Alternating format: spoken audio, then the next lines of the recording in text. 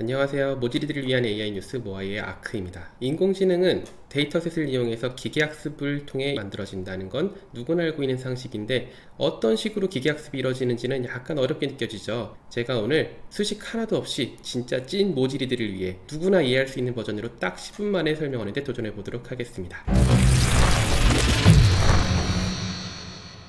먼저 인간 아이를 가르친다고 한번 과정을 볼까요? 과정을 단순하게 보면 먼저 공부의 최종 목표는 수능에서 고득점을 받는 거예요. 수능을 잘 보면 얘는 공부를 잘한다 이렇게 인정을 한다고 보는 거죠. 이게 최종 목표예요. 이걸 하기 위해서 어떤 식으로 인간 아이를 가르치냐면 제일 먼저 교과서나 참고서 혹은 수업 내용을 가지고 이 아이한테 공부 내용에 대해서 개념을 가르치죠. 그리고 개념을 배웠으면 그걸 문제집을 풀어가면서 개념을 잘 이해했는지 확인을 하고 문제를 푸는 과정에서 개념을 더 잘 이해하게 되고, 이해한 상태에서 쪽지 시험을 봐요. 쪽지 시험까지 봐서 만약에 쪽지 시험에서 점수가 좀 낮다 그러면 내가 아직 덜 배웠구나 하고 돌아가서 다시 교과서 참고서를 보던가 문제집을 더 풀던가 이렇게 해서 쪽지 시험에서 성적이 좋게 나오면 모의고사를 통해 내가 수능에서 점수를 몇 점 받을 수 있는지 확인을 하죠. 모의고사에서 점수가 잘 안 나오는 경우 있어요. 쪽지 시험 내신은 잘 보는데 모의고사는 잘 안 나오는 경우, 그러면 수능을 보기 위한 준비가 안 된 거고 뭔가 공부가 잘못된 거니까 다시 앞으로 돌아가서 수업도 다시 듣고 교과서 다시 보고 문제집을 더 풀고 혹은 공부 방법을 바꾸기도 하고, 이런 식으로 해서 모의고사를 잘 보게 되면 나는 이제 수능 볼 준비가 됐어 하고 수능을 보게 되죠. 보통 모의고사를 잘 보면 수능도 잘 볼 수 있게 돼요. 이런 형태로 인간 아이는 학습을 하게 되죠. 자, 이번엔 마찬가지 방법으로 우리 기계 학생을 가르친다고 봅시다. 기계 학생은 처음에는 백지 상태의 뇌예요. 텅 비어 있어요. 인간의 뇌도 뉴럴넷이고 기계도 뉴럴넷으로 구성되어 있으니까 구조는 비슷하고 학습할 수 있는 포텐은 충분히 있어요. 근데 기계랑 사람의 가장 다른 점은 말이 안 통해요. 사람 말이 안 통해. 그래서 우리가 인간한테 가르칠 때처럼 말로, 그래서 교과서, 참고서, 수업 이런 걸로 개념을 가르치고 시작하는 게 불가능해요. 대신에 기계가 배울 수 있는 방법은 문제랑 답이 같이 있는 문제집을 주면 문제를 하나 풀어보고 자기 답이랑 그 문제집에 있는 답이랑 비교해보고 조금씩 정답에 가깝게 자기를 수정해 갈 수 있는 능력이 있어요. 이게 경사하강법 이런 여러 가지가 있는데, 이 원리를 알려면 이게 편미분 나오고 무슨 행렬 나오고 이런 데로 들어가는 거고, 거기까지 가지 말고 우리 기계 학생은 말이 안 통하는 대신에 또 중요한 장점이 하나 있는데 문제를 풀면서 짜증내지 않아요. 인간 학생은 문제집 10장만 풀라고 하면 이제 짜증내고 막 안 한다 그러고 뺑기치 그러는데, 인간을 가르칠 때에 비하면 굉장히 비효율적이고 오래 걸리는 방법이지만 대신에 기계 학생은 지치지 않아요. 얼마든지 문제를 풀고 수정하고 하는 건 반복할 수 있어요. 그래서 아주 많은 양의 문제를 풀 수가 있어요. 풀면서 조금씩 자기를 수정해 가면서 정답에 가깝게 푸는 능력을 배울 수가 있어요. 이건 대단히 중요한 장점이에요. 그리고 또 한 가지 특징이 있는데, 이건 좀 기계니까 가능한 건데 보기만 하고 안 배울 수도 있다. 이게 무슨 얘기냐면, 사람은 문제를 보면 잊어버릴 수가 없잖아요. 그래서 모의고사를 한번 보고 나면 같은 모의고사는 또 보는 게 의미가 없어요. 같은 모의고사를 또 보면 당연히 점수가 잘 나오겠지. 그렇다고 수능을 잘 볼 거라는 보장이 있는 게 아니잖아요. 그래서 모의고사든 수능이든 한번 보고 나면, 한번 그걸 쓰고 나면 의미가 없어지는데, 기계는 학습과 시험을 분리할 수 있어요. 그래서 한번 보고도 안 배우기로 하면 그냥 나는 여기서 점수가 얼마 나오는지만 확인하고 나중에 그걸 다시 한번 볼 수도 있어요. 그런 차이가 있고, 자, 그럼 이 기계 학생한테 수능을 잘 보게 가르치는 방법을 최대한 단순화해서 그려볼까요? 일단 아까 말씀드린 것처럼 참고서, 교과서, 강의, 이 방법은 말이 안 통하니까 못 써요. 빼고 문제집을 가르쳐서 수능을 잘 보게 하게, 그리고 모의고사도 좀 복잡해지니까 뺄게요. 이렇게만 단순화해서 생각해 볼게요. 우리가 이 기계 학생한테 어떤 문제를 풀는 방법을 가르쳐 주기 위해서 데이터셋을 잔뜩 모으잖아요. 문제집 가르치는 것들을 트레이닝셋이라고 하고 수능에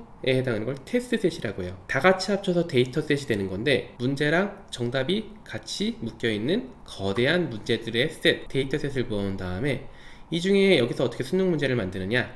간단해요. 그냥 랜덤하게 일부를 떼내어서 테스트셋, 수능으로 이렇게 빼놔요. 중요한 건 이렇게 한번 빼놓고 나면 이건 절대로 학습에 쓰면 안 돼요. 이 기계가 이걸 학습에 쓰고 나서 다시 테스트셋을 보면 이건 컨닝이잖아요. 당연히 점수가 잘 나올 거고, 그럼 우리는 이 수능에 신뢰를 줄 수가 없죠. 그래서 한번 테스트셋으로 빠진 거는 절대 학습에 쓰면 안 된다. 대신에 언제든지 다시 시험을 볼 수는 있어요. 기계는 아까 말씀드린 것처럼 학습과 시험을 분리할 수 있기 때문에 본다고 외우는 건 아니고 학습에 쓰지만 않으면 되니까 시험은 언제든지 다시 볼 수 있어요. 그렇게 데이터셋을 학습에 쓸 문제집이랑 시험에 쓸 수능으로 나누고 나면 이제 가르칠 준비가 된 거예요. 자, 문제집을 뺑뺑뺑뺑 돌면서 많은 문제들을 보고 정답에 조금씩 가깝게 얘를 학습을 시켜요. 엄청 학습을 시키다가 중간중간에 쪽지 시험을 봐요. 쪽지 시험은 내가 지금 배운 그 트레이닝 셋에 있던 거랑 같은 문제예요. 당연히 본 문제니까 돌면 돌수록 쪽지 시험도 잘 보게 되겠죠. 그리고 쪽지 시험에서 성적이 어느 정도 나오면은 이제 수능을 한번 보러 가는 거예요.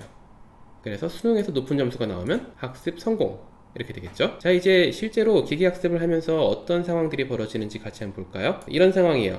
문제집을 열심히 배웠어요. 배우고 나서 쪽지 시험을 봤는데 30점이 나왔어요. 100점 만점이라고 할게요. 저 수능 요새 몇 점인지 찾아보는 거 귀찮으니까 그냥 100점 만점이라고 치고 쪽지 시험이 30점이 나왔어요. 무슨 얘기냐? 이거는 내가 지금 배운 그 문제집에 있던 문제인데 그것도 30점이 나왔다는 얘기는 잘 못 배운 거죠.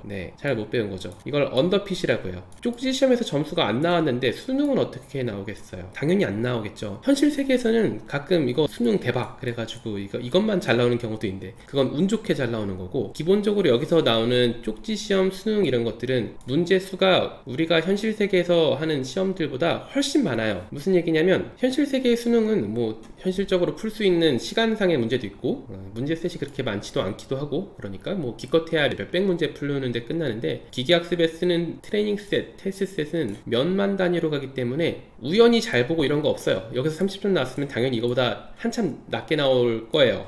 이 상황을 언더핏이라고 하는데 이 학습 자체가 잘못된 거예요. 여러 가지 문제가 있을 수 있어요. 뭐 예를 들면 뭐 학습 반복이 너무 적었다던가, 아니면 애초에 우리 기계학생의 뇌가 좀 작게 태어났을 수도 있죠.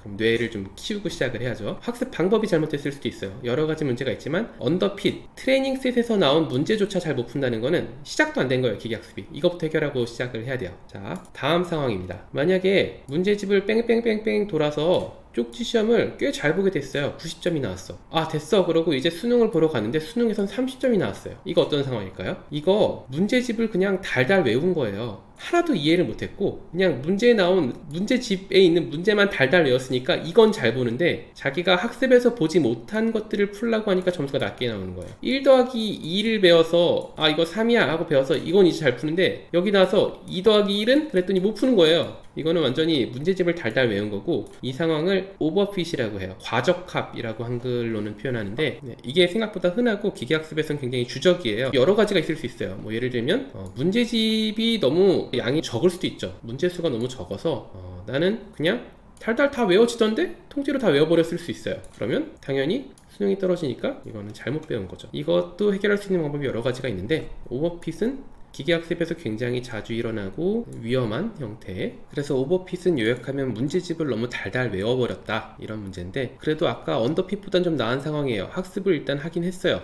학습은 됐는데 외운 것들을 좀 이해를 하는 방법으로, 이거를 뭐 제너럴라이제이션, 그래서 일반화라고 하는데 이해하는 방향으로 이제 좀 방법을 바꾸면 되죠. 뭐 여러 가지 기법들이 있어요. 다음 상황 한번 볼까요? 그래서 문제집을 달달달달달 외워서 쪽지 시험도 잘 봤고, 쪽지 시험을 잘 본 걸 가지고 수능을 보러 갔더니 수능도 제법 잘 봤어요. 95점, 90점이 나왔어요. 자, 수능을 잘 봤으니까 자 그럼 이제 기계학습이 잘 된 건가? 한 가지 위험이 있어요. 간접적 오버핏의 위험이 있어요. 이게 무슨 얘기냐면 우리는 수능 점수가 높게 나올 때까지 온갖 방법을 다 시도할 거예요. 예를 들어 문제집을 뭐 바꾸기도 하고 학습 방법도 바꾸고 쪽지 시험도 계속 보겠지만 그 와중에 뭐 여러 가지 방법으로 바꿀 방법들이 많아요. 수능이 잘 나오게 하기 위해서. 근데 문제는 이렇게 가르치는 방법을 바꿀 때 그 방법을 바꾼 것들이 우연히 이 수능 테스트셋을 잘 보는 방향으로 바꾸게 될 수가 있어요. 무슨 얘기냐면 예를 들어 문제집을 바꿨는데 수능에 있던 문제가 거의 비슷한 게 들어있는 문제집으로 우연히 바꿨을 수 있어요. 나는 그냥 쪽지 시험도 잘 보고 수능도 잘 보기 위해서 얘는 컨닝 안 하고 이걸 열심히 바꿨는데 어쩌다 보니까 우연히 문제집이 수능이랑 비슷한 걸 얻어 걸렸어. 그러면 수능이 잘 나올 거잖아요. 이걸 간접적 오버핏이라고 해요. 학습 방법을 여러 가지 바꾼 것들이 간접적으로 수능 점수가 높게 나오게 영향을 미칠 수 있다는 거. 그래서 이것도 위험한 상황입니다. 그럼 어떻게 해야 되느냐? 그래서 모의고사라는 게 등장을 해요. 네, 모의고사가 기계학습에도 모의고사가 필요해요. 이걸 데브셋 혹은 밸리데이션 셋이라고 하는데, 자, 데이터셋을 그래서 처음에 딱 모으고 나면 랜덤하게 테스트셋 뽑는다고 했죠. 수능 문제 비슷하게 랜덤하게 데브셋도 좀 뽑아놔요. 그리고 학습시킬 때 똑같아요. 문제집을 달달달달달달 학습을 한 다음에 중간중간 쪽지 시험을 보고, 쪽지 시험에서 잘 나온 게 여기서도 잘 나오는지 확인을 하고, 이걸 계속 반복하다가 이제 여기서 높은 점수가 나왔다, 그럼 마지막으로 수능을 보러 가는 거예요. 그래서 여기까지 높은 점수가 나오면 성공. 마지막에 모의고사가 잘 나오기 전에는 수능을 안 보는 게 핵심이에요. 그래야 내가 이전에 온갖 난리를 친 것들이 우연히 얘를 잘 할 수는 있어도 얘까지는 반응을 못 하잖아요. 중간에 안 봤으니까. 그래서 이런 식으로 모의고사랑 수능을 분리를 해서 아까 그 간접적 오버핏을 방지를 해요. 자, 그러면 이렇게 나눠서 본다고 치고 이 상황 볼까요? 문제집 달달달달 외웠고 쪽지 시험 잘 봤어요. 근데 모의고사가 잘 안 나와. 어떤 상황일까요? 아까 나왔던 오버핏이죠. 네, 문제집만 달달 외웠으니까 문제집에서 나온 쪽지 시험만 잘 보고 1번화를 못해서 이 개념을 이해를 못했기 때문에 모의고사가 잘 안 나와요. 그러면 수능은 보러 갈 필요가 없죠. 보러 가면 안 되죠. 그냥 여기서 끝나고 다시 오버핏을 해결할 수 있는 방법들을 해결한 다음에 넘어가는 거예요. 자, 그래서 문제집을 달달달달 풀어서 쪽지 시험 잘 봤어요. 모의고사도 잘 나왔어. 그럼 이제 수능을 보러 갈 때죠. 수능을 보러 갔더니 70점 나와요. 얘는 90점인데 왜 70점 나와? 아까 이 상황이 딱 간접적 오버핏을 찾아낸 거죠. 아까처럼 모의고사가 없었으면 이 상황을 못 찾고 그냥 넘어갔을 거예요. 이게 아마 90점이 나왔겠지. 그러니까 데브셋, 밸리데이션 셋이 이런 목적으로 있습니다. 그래서 문제집을 달달달달 풀어서 드디어 쪽지 시험은 98점이 나오고 모의고사가 95점이 나왔어요. 그럼 나 이제 수능 보러 갈래. 가서 수능까지 95점이 나왔으면 우리는 한 번도 보지 못한 테스트셋을 95점을 받는 기계 학생을 드디어 가르쳐낸 거예요. 이게 바로 기계학습 성공 상황이죠. 여기까지 오면 성공적으로 우리는 인공지능을 학습시켜낸 겁니다. 네, 어떠셨나요? 되게 별거 없죠? 의외로 기계학습도 고등학생들 수능 공부하는 거랑 방법이 좀 비슷하죠. 이게 중요한 건 처음에 테스트셋을 분리한 다음에 이건 학습에 사용하지 말 것, 그리고 이게 모의고사도 따로 둬서 아예 간접적으로 오버핏하는 상황도 막을 것. 10분 만에 끝나는 기계학습 기초, 오늘 여기까지입니다. 주의하실 내용은 오늘 말씀드린 거는 기계학습의 가장 기초인 슈퍼바이즈드 러닝, 지도학습에 대한 내용이라고 이해를 해주시면 될 것 같고요. 네, 오늘 모아이 여기까지입니다. 감사합니다. 구독과 좋아요 부탁드립니다.